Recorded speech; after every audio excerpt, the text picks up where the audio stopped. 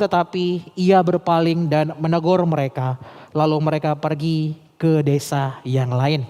Demikian pembacaan firman Tuhan bagi setiap kita. Bapak Ibu Saudara yang dikasih oleh Tuhan, untuk mengawali perenungan kita pada hari ini, saya akan memutarkan sebuah video singkat. Saya mengajak setiap Bapak Ibu sekalian untuk boleh memperhatikannya.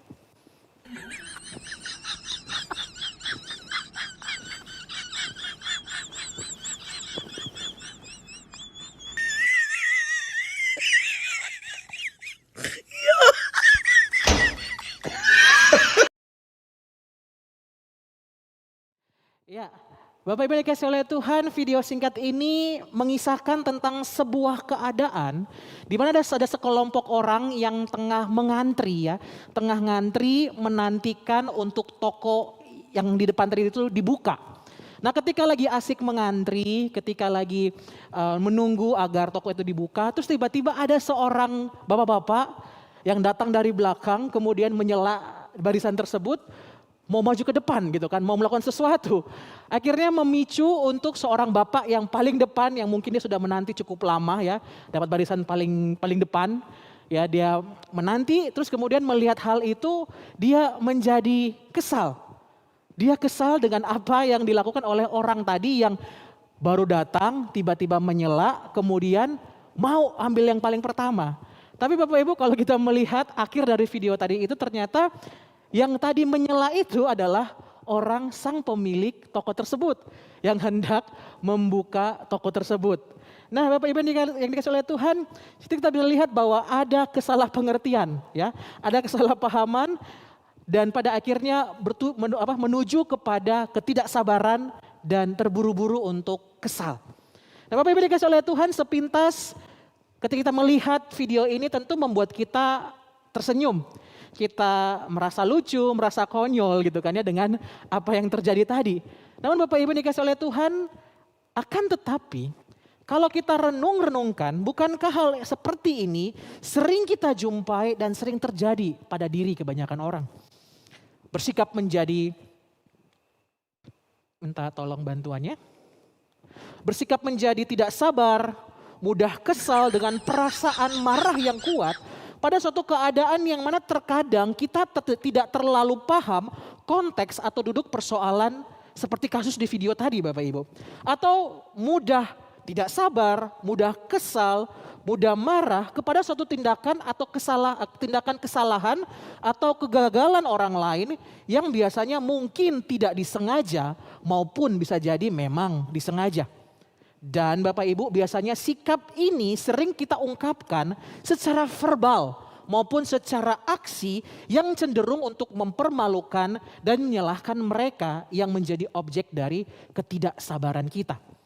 Nah, seperti kebanyakan ya Bapak Ibu yang kita ketahui bahwa banyak orang sering menjadi tidak sabar ketika ke jalur kendaraan ya, lagi asik-asik nyetir, terus kemudian tiba-tiba dipotong oleh pengendara yang lain. Ya, kita sering menjadi tidak sabar, mudah marah ketika jalur kendaraan kita tiba-tiba dipotong oleh kendaraan lain. Atau juga Bapak Ibu, banyak ya orang-orang Kristen gitu, beberapa orang Kristen terkenal sebagai pengemudi yang tidak sabar dan kesal jika melihat cara nyetir orang yang lambat dan terlalu berhati-hati Bapak Ibu ya. Duh, nih mobil nih gimana sih? Depan lo masih kosong, kok jalannya tuh lambat sekali. Bahkan Bapak Ibu, pasti kita juga tidak sabar ketika kita menghadapi keadaan lagi macet ya Bapak Ibu ya. Kalau macet tuh kayaknya menguras gitu kan, menguras emosi, kita menjadi tidak sabar. Nah, begitupun juga Bapak Ibu, kebanyakan orang juga sering menjadi tidak sabar dan kesal ketika mungkin baru saja menyampaikan sesuatu atau bahkan sudah berkali-kali ya, entah itu perintah ataupun pernyataan kepada entah itu istri, entah itu suami, entah itu kepada rekan. Namun kemudian tiba-tiba ditanyakan kembali dan terkadang itu selalu berulang-ulang. Kita sudah ngomong panjang lebar gitu kan, tolong dong kayak begini gitu kan. Terus tiba-tiba tolong dong begini, apa? Tadi kamu ngomong apa? Gitu kan ya. Itu akan memicu ketidaksabaran kita. Ada pula juga kita menjadi tidak sabar ketika kita harus mengantri atau misalnya kita mendapatkan pelayanan dari toko, bank atau restoran yang terkadang membuat kita tuh merasa mudah terpicu untuk tidak sabar. Nah, dalam hal berelasi pun juga Bapak Ibu ya, entah itu dengan pasangan kita, dengan sahabat kita, dengan teman kita, kalau kita bertemu dengan orang-orang yang mempunyai kedua karakter yang berbeda. Misalnya, yang satu orangnya well prepare, yang satu orangnya last minute sekali gitu kan ya. Yang satu orangnya tuh maunya tuh cepat, yang satunya maunya tuh kalem-kalem aja gitu kan ya. Misalnya kita janjian mau pergi gitu, yang satu sudah prepare jam 6 harus mandi, jam 7 akan pakai baju, jam sekian begini gitu kan ya. Yang satunya tenang 5 menit aja selesai gitu kan ya. Bertemu dengan hal itu cenderung memicu kita untuk menjadi tidak sabar. Akhirnya kita menunggu dan kita tuh mudah untuk ngomong, kamu kok bisa lambat sekali sih, kamu kok seperti ini sih. Atau juga dalam hal parenting Bapak Ibu, terkadang kita menjadi tidak sadar, menjadi jengkel, menjadi marah atas lambatnya respon anak atau rekan atau seseorang terhadap pelatihan atau didikan yang kita berikan. Sudah berapa kali sih papa atau mama bilang kalau jangan taruh sepatu di ruang keluarga? Sudah berapa kali sih? Nah Bapak Ibu, bagi orang-orang mungkin mereka berpikir bahwa dengan demikian mereka itu bisa memberikan didikan yang baik. Tetapi terpikirkah jangan-jangan sikap demikian ternyata hanyalah akan meninggalkan luka dan ketakutan pada diri sang anak. Itu hanya untuk memuaskan akan hasrat ketidaksabaran kita kepada anak. Nah Bapak Ibu dikasihi oleh Tuhan, mungkin hal-hal tadi hanya sekedar sebagian kecil dari kejadian ketidaksabaran yang sering terjadi dalam kehidupan banyak orang. Dan tentunya masih ada banyak lagi hal-hal yang memicu atau yang membuat kita untuk menjadi mudah untuk tidak sabar. Dan sebagai murid Kristus, sebagai anak-anak Tuhan, tentunya untuk hal ini kita tidak imun Bapak Ibu. Kita pun tidak lepas dari hal yang demikian. Apalagi Bapak Ibu kita hidup di tengah dunia dengan budaya instan ya Bapak Ibu ya. Bukan budaya sering makan mie instan ya Bapak Ibu ya, tapi memang hidup budaya instan yang menuntut kecepatan ya, membuat kita berpacu dengan waktu dan membuat kita anti dengan istilah pelan atau lambat. Sehingga kita mudah untuk tidak sabar. Ditambah lagi menyadari sebagai manusia yang berdosa Bapak Ibu, daging kita lemah yang membuat kita pada akhirnya tidak mudah untuk sampai kepada titik dalam kebajikan kesabaran ini Bapak Ibu. Lantas apakah kita berdiam diri? Tentu tidak Bapak Ibu. Sebagai murid-murid Kristus kita semua tentu harus terus berupaya. Terus berproses dengan terus menerus menjaga diri kita dari godaan ini. Untuk menjadi tidak sabar dan menjauhkan diri dari sikap ini. Dan menjadi pribadi yang penuh dengan rasa sabar. Karena Bapak Ibu jelas sekali bahwa jikalau hal ini kita biarkan, ini menjadi hal yang sangat berbahaya. Karena jikalau ini terus-menerus ada dalam diri kita, maka akan berujung pada sebuah sikap yang mudah untuk membenci, mudah tersinggung Bapak Ibu dengan keadaan atau sikap orang lain. Mudah untuk mencaci maki orang lain, mudah untuk melukai orang lain, tidak mau mengampuni. Dan pada akhirnya kita hidup dengan penuh balas dendam. Dan tentunya Bapak Ibu hal ini jelas sekali ditentang oleh Allah. Ya Bapak Ibu ya, amarah tidak ada benarnya di hadapan Allah. Untuk itulah Bapak Ibu melalui perenungan kita pada hari ini, kita mau kembali diingatkan dan diarahkan oleh Tuhan kepada suatu kualitas kesabaran yang adalah suatu kebajikan yang harus ada di dalam diri kehidupan murid-murid Kristus. Yang harus terus perlu dikembangkan dan harus terus perlu untuk dijaga. Nah Bapak Ibu yang dikasih oleh Tuhan, dalam perikop yang tadi kita baca dalam Lukas pasalnya yang ke-9 ayatnya yang ke-51 hingga ayatnya yang ke-56, kita bisa melihat Bapak Ibu bahwa Yakobus dan Yohanes yang adalah murid-murid Kristus juga mengalami sikap ketidaksabaran dalam diri mereka.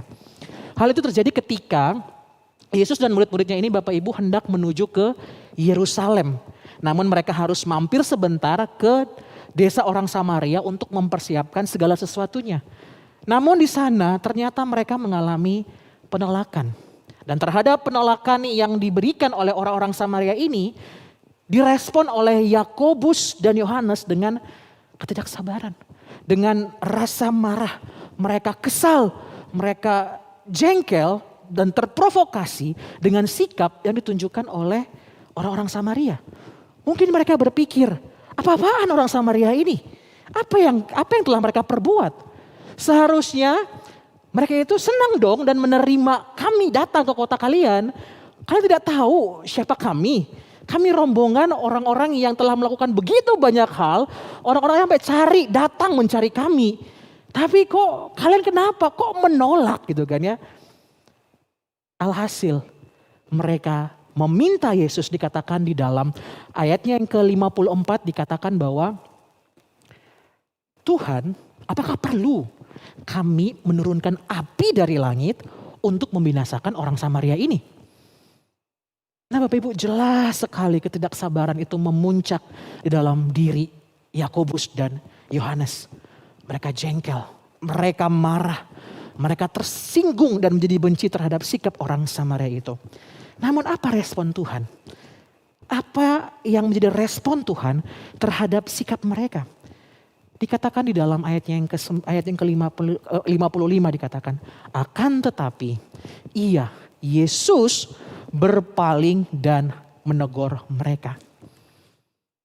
Jadi jelas Bapak Ibu, Yesus menolak jikalau murid-murid Kristus memiliki sikap yang demikian.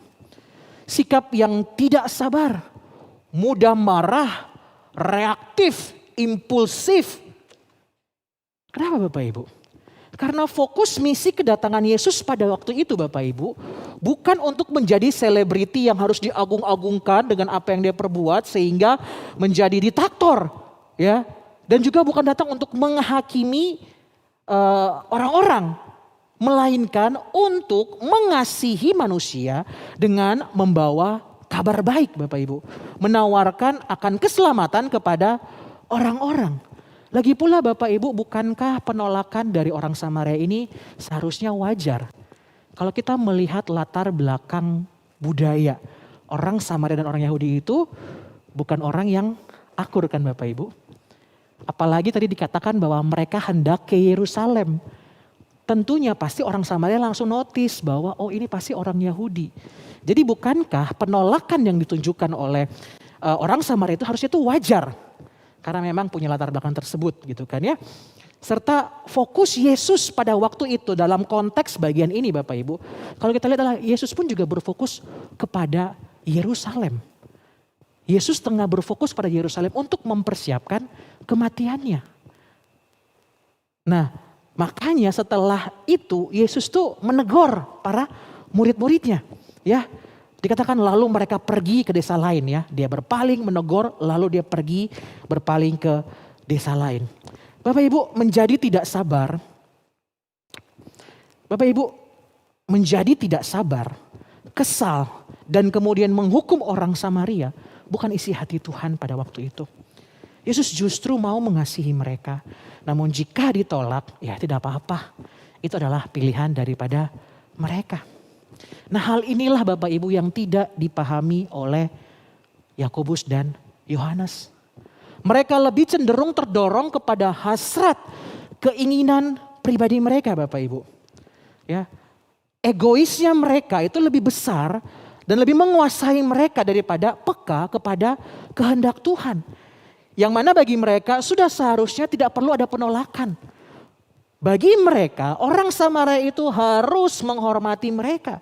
Dan kalau tidak maka solusinya adalah hukuman. Ya, kalau mereka menolak maka solusinya adalah hukuman. Lagian Bapak Ibu kalau kita melihat akan karakter dari Yohanes dan Yakobus ini. Ya pada dasarnya Bapak Ibu sikap yang demikianlah yang memang melekat pada diri Yakobus dan Yohanes. Kalau mau kita menelusuri ya kedua orang ini. Kita ingat mereka itu di dalam Markus dikatakan mereka itu adalah anak-anak guru yang suka meledak-ledak ya Bapak Ibu ya. Mereka itu suka meledak-ledak ya, reaktif. Kemudian kalau kita juga melihat di dalam Markus 10 ayat 35 sampai 37 ya Bapak Ibu, kita bisa melihat bahwa merekalah yang meminta untuk duduk dalam tempat mulia. Ya, dalam perjalanan bersama dengan Yesus mereka minta untuk mendapatkan tempat yang mulia bersama dengan Yesus ketika Yesus selesai memberitahukan bahwa dia akan mati di atas kayu salib. Bapak Ibu kita bisa bayangkan ya bagaimana perasaan Yesus pada waktu itu. Ketika Yesus tengah memikirkan, mempersiapkan diri untuk menuju ke salib, kedua murid ini malah berfokus kepada menanyakan, meminta tempat yang mulia bagi diri mereka. Mereka tidak memikirkan akan apa yang menjadi perasaan Yesus. Yang mereka pikirkan adalah diri mereka sendiri. Dan selanjutnya Bapak Ibu, dari perikop ini sebelumnya pun juga Bapak Ibu dalam Lukas 9 ayat 49 sampai 50 ya, juga mencatat bahwa saat itu Yohanes mencegah orang untuk mengusir setan karena bukan dari jajaran kelompok elitnya mereka ya Bapak Ibu ya. Mereka bilang, Tuhan ada loh yang mengusir setan dengan namamu, tapi mereka tuh bukan orang kita. Gitu kan ya. Karena ia menganggap Bapak Ibu yang lain itu tidak layak untuk melakukan hal itu. Dan sekali lagi Tuhan menegur mereka. Di sini Bapak Ibu ada kesombongan rohani. Sehingga dengan demikian tidak heran Bapak Ibu jika mereka menjadi tidak sabar. Mereka mudah kesal, mudah jengkel terhadap reaksi yang ditunjukkan oleh orang Samaria dalam perikop ini. Nah Bapak Ibu dikasih oleh Tuhan, dari sini Bapak Ibu kita bisa belajar. Kita bisa melihat bahwa akar penyebab sebenarnya dari ketidaksabaran kita yang sering mudah kesal, mudah marah, itu bukan terletak pada misalnya tadi ya masalah pertanyaan orang yang berulang-ulang kali kita dengar, bukan pada keadaan, bukan pada pribadi, tetapi terletak di dalam sikap hati kita sendiri yang bersikeras bahwa orang lain ataupun keadaan di sekitar kita harus sesuai dengan harapan atau keinginan kita. Bukan karena kondisi keadaan sekeliling kita, enggak.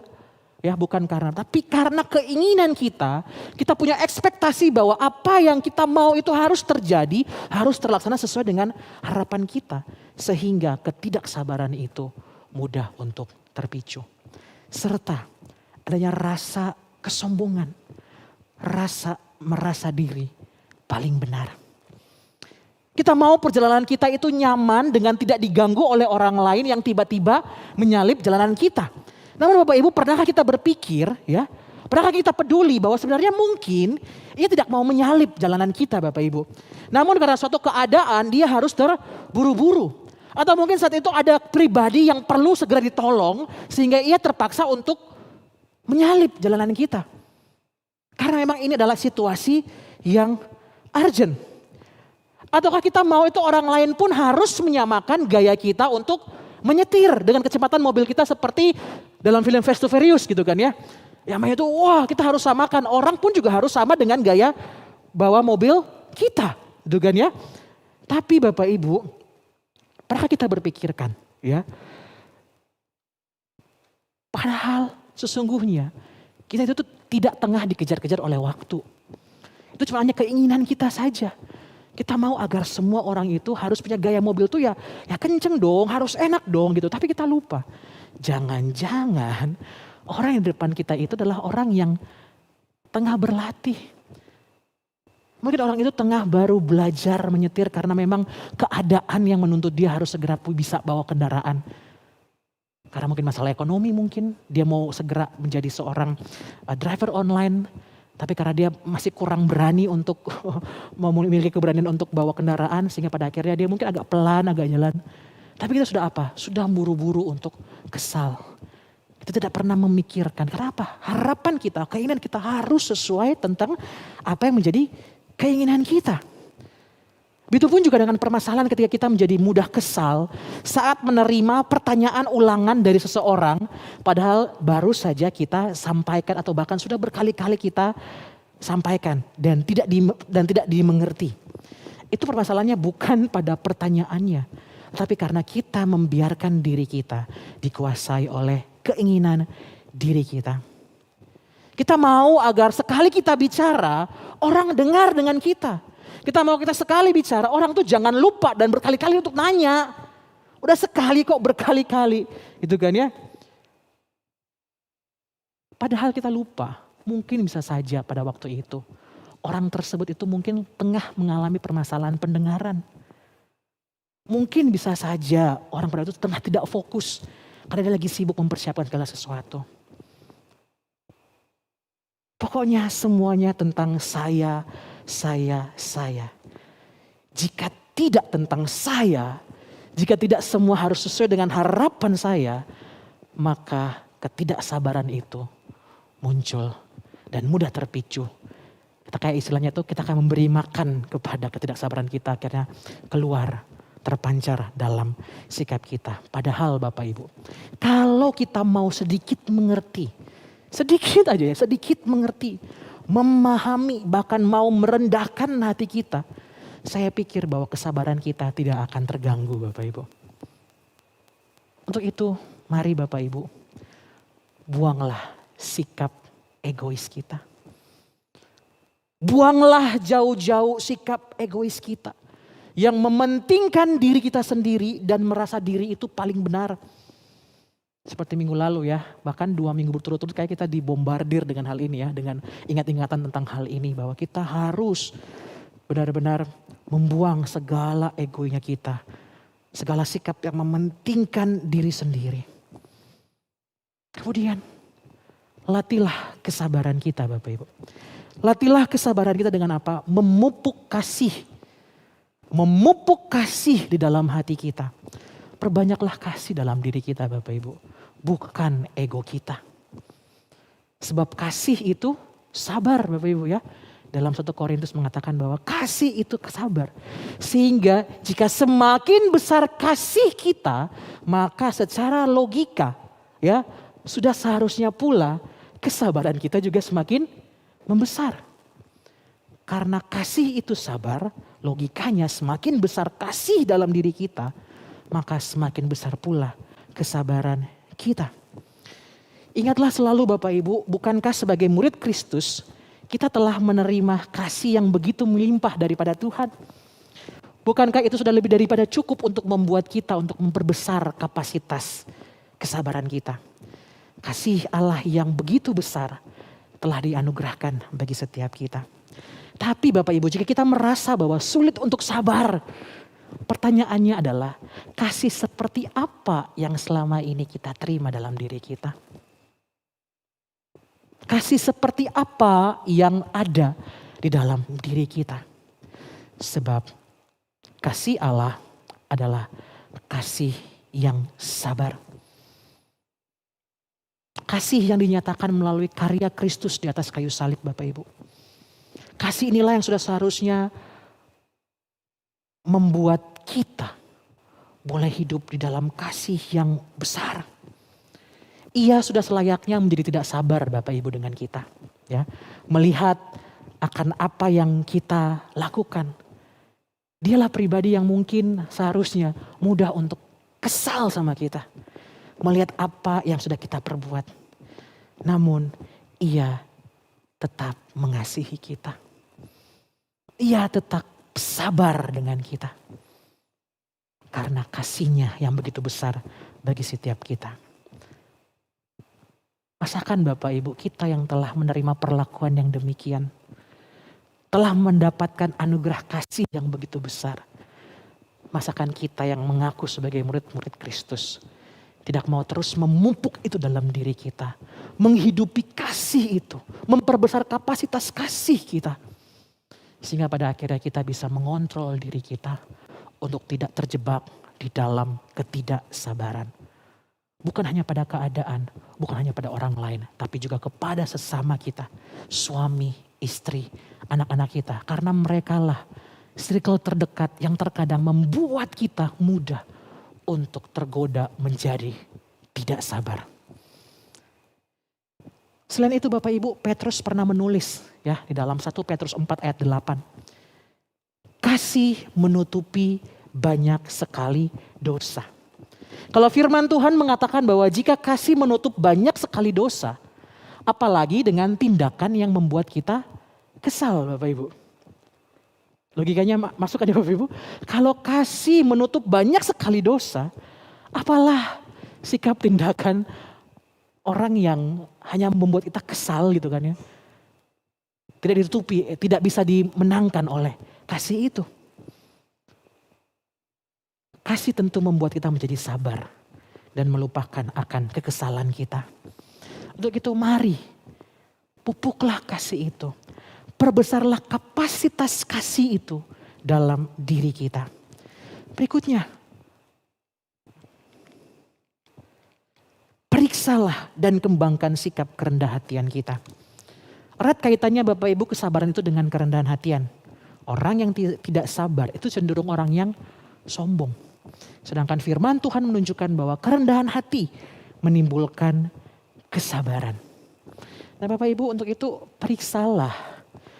Jangan-jangan kita menjadi mudah tidak sabar, mudah kesal dengan orang karena ada akar kesombongan dalam diri kita. Kita merasa bahwa kita yang paling hebat. Kita merasa kita tuh yang paling ahli. Sehingga pada akhirnya kita menjadi kesal melihat orang yang tidak selevel dengan kita. Apa yang mereka perbuat kita langsung cenderung kita apa? Dasar kamu tidak tahu apa-apa. Kamu itu seperti ini. Kita lupa. Jangan-jangan ada akar kesombongan dalam diri kita. Ya, sadarlah siapa diri kita Bapak Ibu. Kita semua adalah sama-sama orang berdosa yang menerima anugerah Tuhan. Ya, tidak ada yang lebih besar dari siapapun. Mau setinggi apapun, sebesar apapun, kita sama-sama orang berdosa yang telah menerima anugerah daripada Tuhan. Yang selanjutnya, hiduplah selalu melekat dan dipimpin oleh Roh Kudus. Ini harus selalu dan selalu kita lakukan dalam kehidupan kita. Sebab Bapak Ibu, kesabaran adalah buah roh.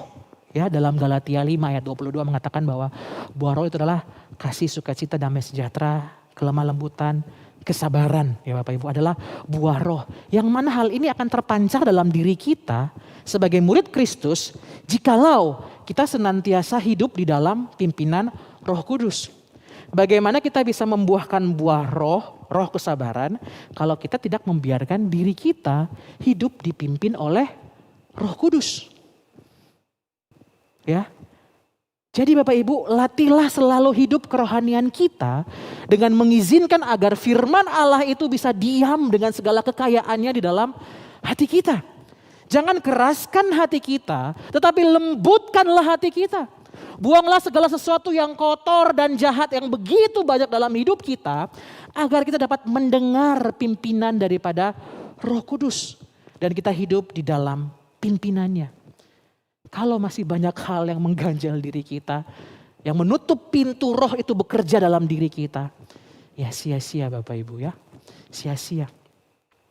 Yakobus 1 ayat 21 berkata, sebab itu buanglah segala sesuatu yang kotor dan kejahatan yang begitu banyak itu, dan terimalah dengan lemah lembut firman yang tertanam dalam hatimu yang berkuasa menyelamatkan jiwamu.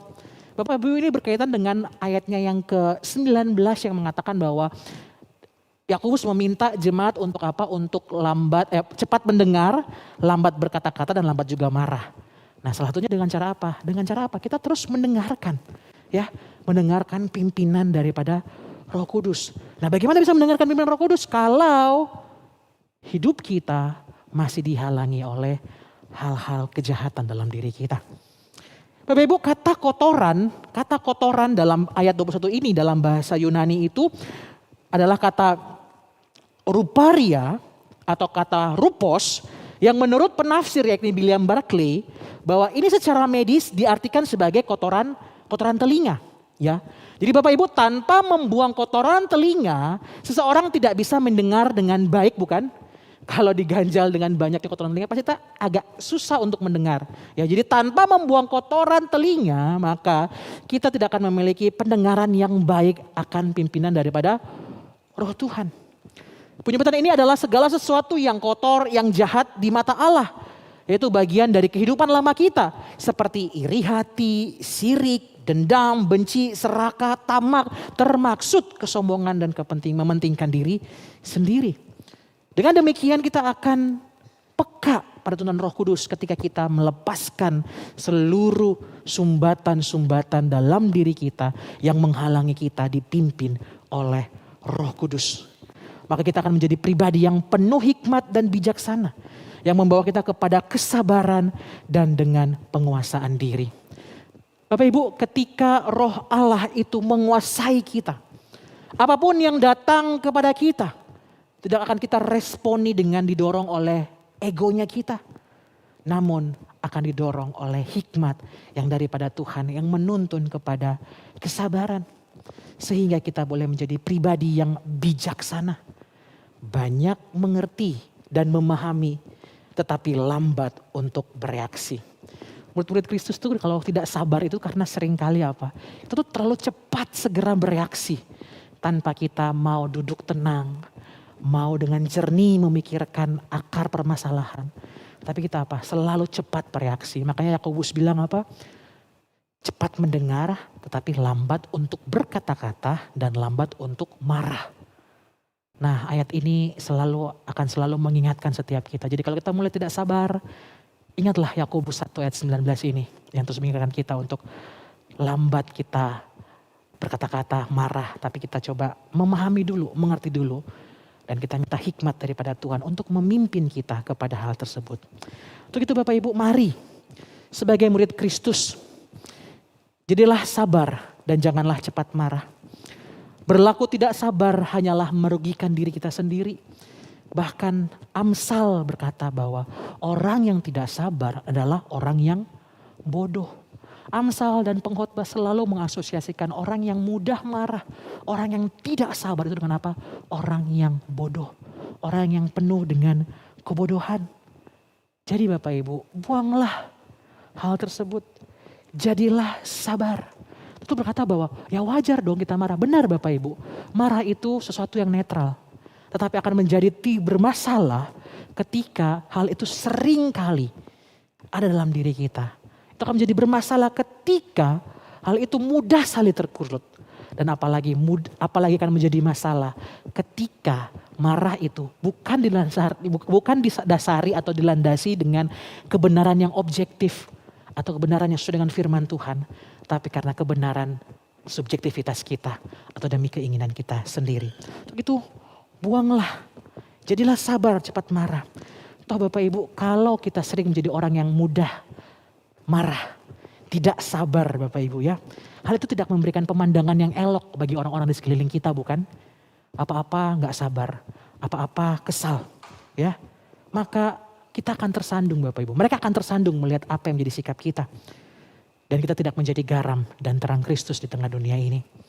Untuk itu Bapak Ibu, mari buanglah ego kita. Pupuklah kasih. Milikilah kerendah hatian. Jadilah bijak dengan penuh hikmat, dengan penguasaan diri. Banyak mengerti dan memahami, cepat mendengar, namun lambat untuk bereaksi. Dengan selalu hidup dalam pimpinan Roh Kudus. Mari teruslah berproses Bapak Ibu. Karena memang sekali lagi penguasaan diri akan kesabaran ini tidak mudah. Dalam bahasa Yunani Bapak Ibu, kata kesabaran terdiri dari dua kata, yakni panjang dan marah. Yang berarti sabar adalah sebuah sifat menanti dalam waktu yang panjang sebelum menunjukkan kemarahan tersebut. Itulah sebabnya Bapak Ibu dalam bahasa Inggris selalu menggunakan kata long suffering. Long suffering ya Bapak Ibu.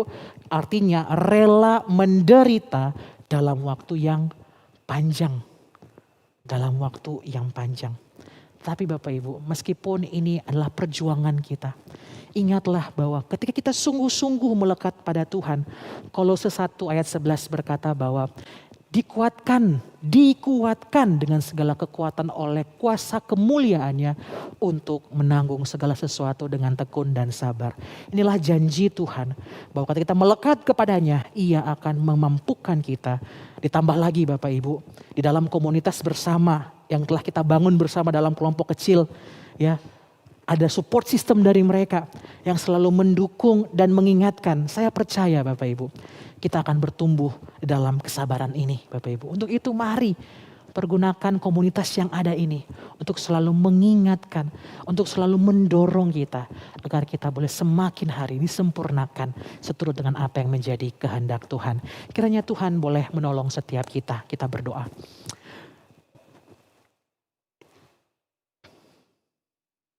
Saat ini mungkin ada di antara kita yang tengah bergumul dengan kesabaran.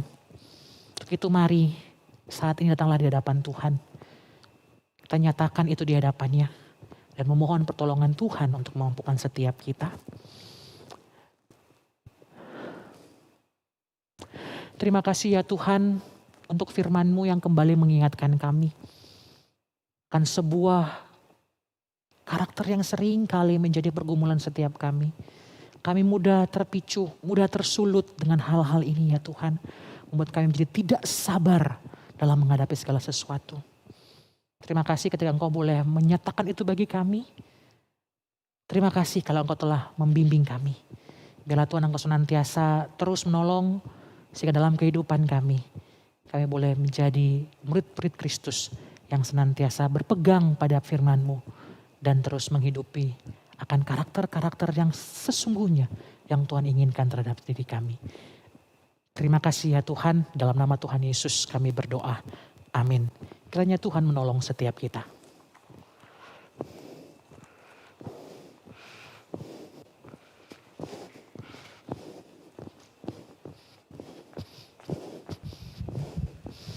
Bersyukur untuk kebenaran firman Tuhan yang sudah kita dengar pada hari ini. Saya yakin dan percaya boleh kembali mengingatkan kita, boleh bukan hanya menjadi pendengar firman saja, tetapi juga boleh menjadi pelaku-pelaku firman yang setia. Pada saat ini kita akan diberikan kesempatan untuk memberikan persembahan. Persembahan dapat diberikan melalui scan QR Code yang tertera pada kursi saudara ataupun pada layar. Ataupun bisa juga melalui kantong kolektor yang akan diedarkan. Segala yang kita miliki